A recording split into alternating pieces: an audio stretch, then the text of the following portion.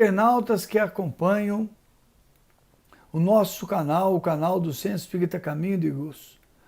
Hoje nós vamos dar continuidade ao programa Lições de Caminho, um espaço que estamos utilizando para divulgar as obras do Espírito Caminho, psicografadas pelo nosso amigo José Raul Teixeira.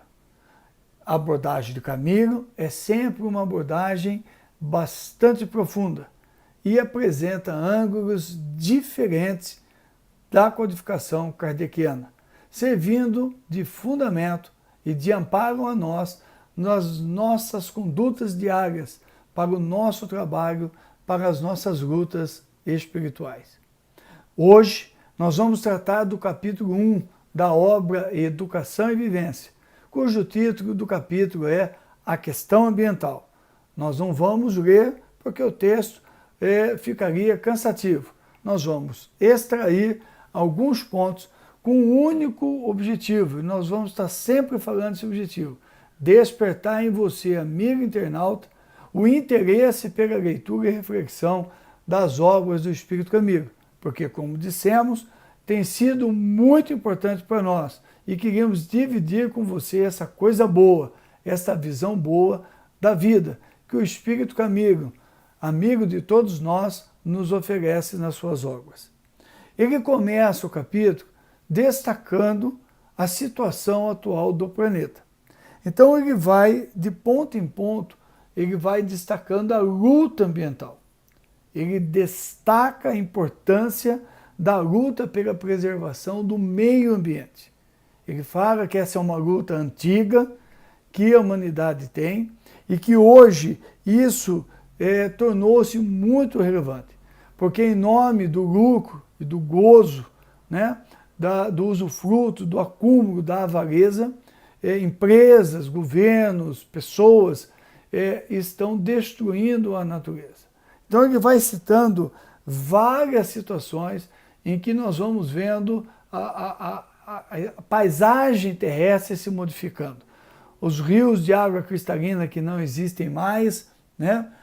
Os rios caudalosos e cheios de peixes que já não existem mais, né? Os mares poluídos, as pradarias, ele diz que deram o verde luxuriante, como ele diz aqui, repousante, deu lugar ao deserto e à secura, né? Ele diz aqui, onde correm águas cristalinas e salutares, agora vemos o homem sujando, destruindo rios que se tornam fedorentos, né, mal cheirosos, pontos onde a neve era abundante e eterna, que não são mais, e por aí vai dentro daquilo que nós conhecemos, a poluição bastante forte. Eu residi por algum período na cidade de Pequim, capital da China, onde eu estava desenvolvendo estudos e pude conviver com uma poluição violenta, uma poluição muito forte.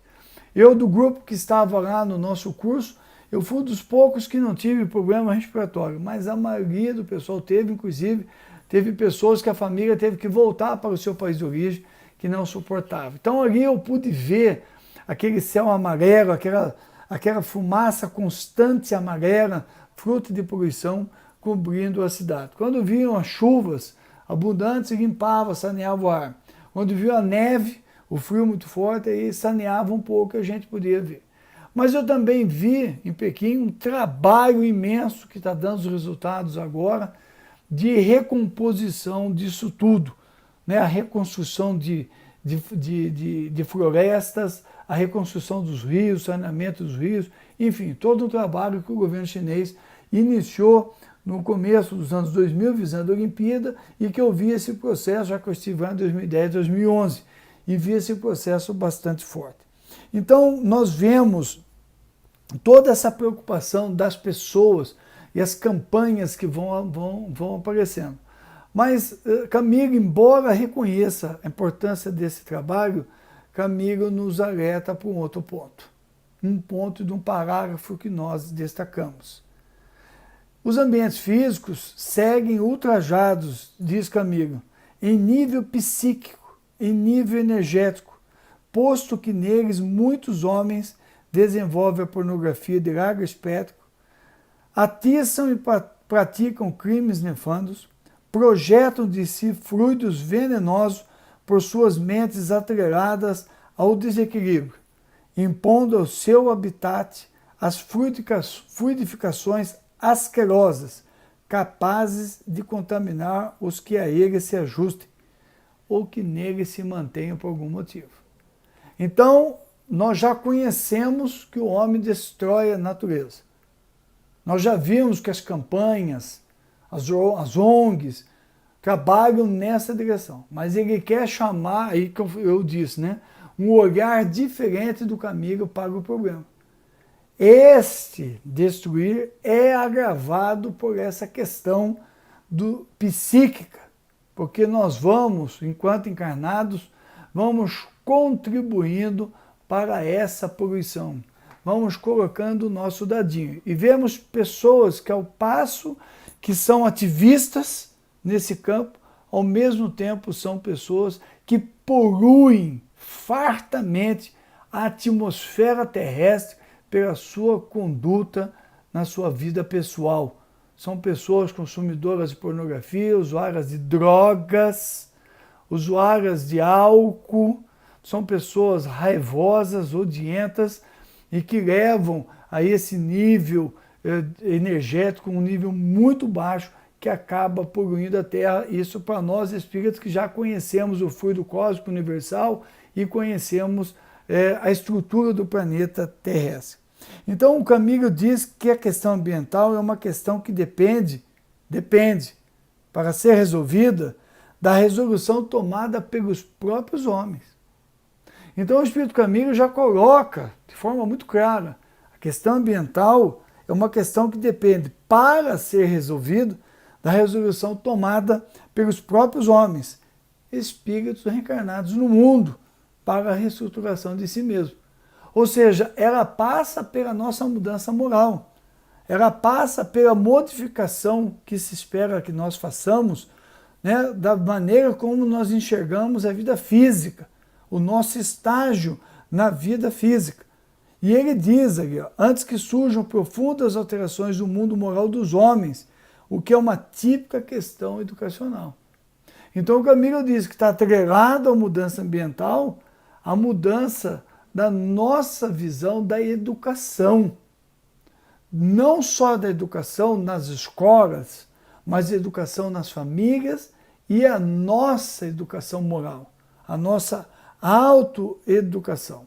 E ele chama a atenção, ele vai citando vários exemplos aqui, coloque alguém deseducado para viver num palácio e vai transformar o palácio num pardieiro.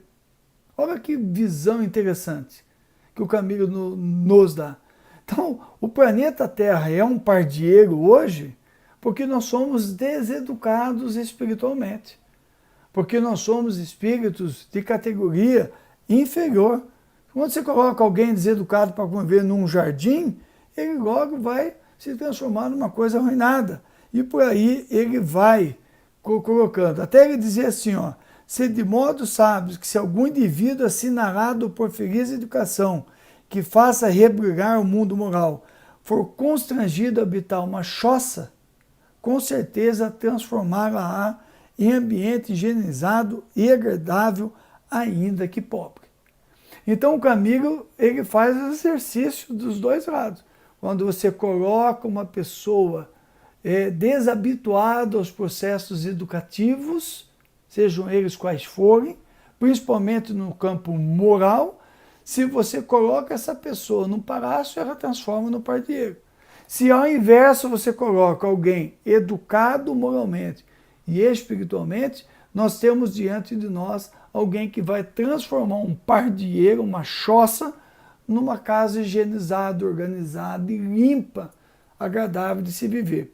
Quando nós trabalhamos, aqueles que morejam na atividade assistencial, verificam que muitas vezes se entra numa favela ou num bairro pobre, entra numa casa humilde, existem duas casas humildes, uma habitada por um espírito mais educado espiritualmente, e verifica-se que é uma casa limpa, uma casa ataviadamente simples, mas limpa, né, com certos arranjos, com flores, e você vê que ali mora uma alma generosa e digna. E quando você entra numa outra, mesma estrutura, uma casa simples, humilde, mas toda suja, atropelada, panela suja, as coisas jogadas, você percebe que ali mora um espírito não empobrecido materialmente, mas assim espiritualmente. Então a Terra ela é hoje ambientalmente pobre porque nós somos espíritos pobres. Então a questão ambiental precisa ser repensada, todo esse trabalho. Então ele diz assim, fechando o capítulo: sempre que te vejas, então, perante as intermináveis querelas sobre o ambiente terrestre, percebe-se se cogita de superior educação dos caracteres humanos. Caso isso não pertença à pauta, saberás da acanhada visão dos partícipes e das grandes possibilidades de que não logrem o esperado êxito. Como é que eu vou lograr isso se eu não logro de pensar na minha própria educação?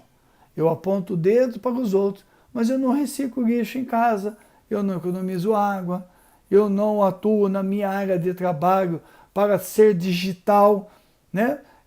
Deixando de imprimir.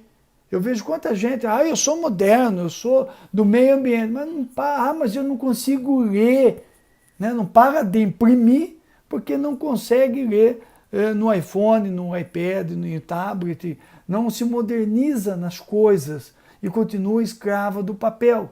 E aí depois aponta o dedo. É tão somente uma questão de superar, passar por cima daquilo. Não coloca etanol do carro, não recicla lixo em casa, não busca fazer um consumo ambientalmente respeitável, né? Adequado. Então se colocam na categoria dessas pessoas.